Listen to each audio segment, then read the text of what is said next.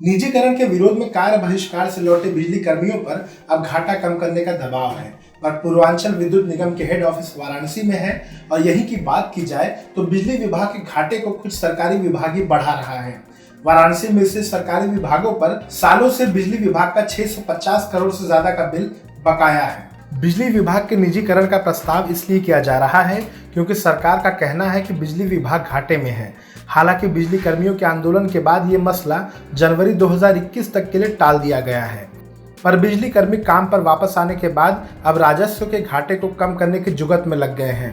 पर इस दौरान जो लेखा जोखा सामने आया उससे सभी हैरान हैं। बिजली तो हमारी जा रही है, हमारा डाटा उसकी वजह से ख़राब हो रहा है क्योंकि हमारे डाटा में उसका पैसा ना आने से हमारे AT&C लॉसेज जो हैं बढ़े हुए दिखाई देते हैं, है ना। उसको हटा के अगर बनाएंगे तो ये आंकड़े बदल जाएंगे।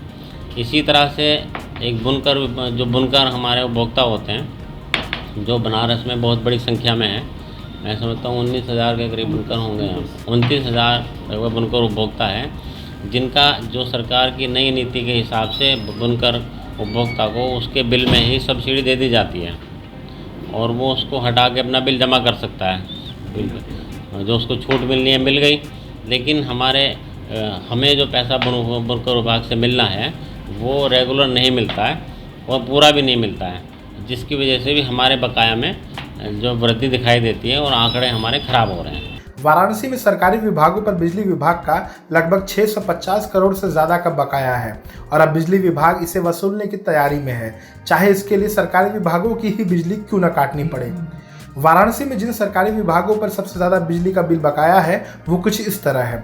वाराणसी जलकल 515 करोड़ बकाया, वाराणसी गंगा प्रदूषण इकाई 24 करोड़ बकाया, वाराणसी प्राथमिक शिक्षा विभाग 7 करोड़ 43 लाख बकाया, वाराणसी पुलिस विभाग 6 करोड़ 16 लाख बकाया, नगर निगम 1 करोड़ 72 लाख बकाया। इस तरह से कई विभाग जो बकायेदारों की सूची में कई सालों से बने हुए हैं। दूसरी तरफ वाराणसी के सबसे बड़े बिजली के सरकारी बकायेदार जलकल विभाग के महाप्रबंधक कहते हैं कि हम अपनी तरफ से बिल के भुगतान के लिए जो कार्रवाई करनी है वो कर चुके हैं, इससे ज़्यादा हमें कुछ नहीं मालूम। तो बिजली का बिल आता है साल भर में लगभग 54 करोड़ के करीब है और हम क्वार्टरली उसको वेरीफाई करके और आयुक्त महोदय के माध्यम से शासन चला जाता है।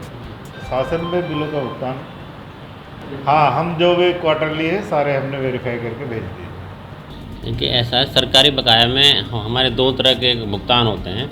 एक तो वो जो कि स्थानीय स्तर पे भुगतान जिनको पैसा मिलता है और वो जमा करते हैं। स्थानीय स्तर पे भुगतान करने वालों में यहाँ पे लगभग पूरे इसमें बनास टाउन का बता रहा हूँ मैं, लगभग 29 करोड़ रुपए बकाया है और जिनका जो कि कनेक्शन काटने का प्रावधान नहीं है उनसे हम लोग परसू करते हैं लेटर लिख के कि वो अपनी डिमांड भेज दें अपने मुख्यालय को और पैसा आ जाए ताकि हमें मिल जाए।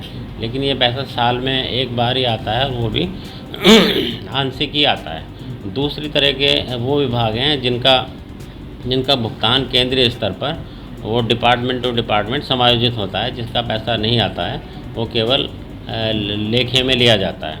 उसमें सबसे ज़्यादा बकाया हमारा 515 करोड़ रुपए जलकल पे है और जो है गंगा प्रदूषण पे है 24 करोड़ और राजकीय नलकूप पे है लगभग 2 करोड़।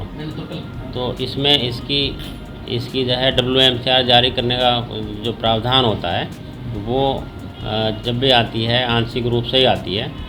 तो इस तरह से इसमें ये बकाया लगभग 28 करोड़ बकाया हो गया। सॉरी, ये 515 और 24 जोड़ना हुए 541 करोड़ हो गया। ये जो केंद्रीय स्तर का भुगतान वाला है जो केवल समायोजन होता है, और स्थानीय स्तर वाला जो कि भुगतान आना चाहिए यहाँ पे जमा होना चाहिए वो लगभग 29 करोड़ है। लोगों को जो निर्देश हैं अभी फ़िलहाल इनको हम लोग इंटीमेट करते हैं बाय लेटर, इनको पत्र के माध्यम से सूचित करते हैं और साथ ही जो है संपर्क भी करते हैं व्यक्तिगत रूप से।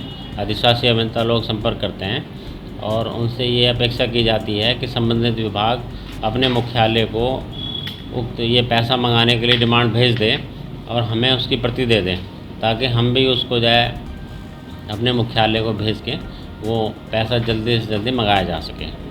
पेश है न्यूज बकेट हिंदी मासिक पत्रिका। पढ़ें इस महीने की पूरी खबर विस्तार से हमारे न्यूज बकेट की मैगजीन में। हमारी ई मैगजीन को मुफ्त में पढ़ने के लिए अभी लॉगिन करें www.newsbucket.in पर। इसके अलावा रोज की ताज़ा खबरों के लिए हमारे YouTube चैनल को तुरंत सब्सक्राइब करें।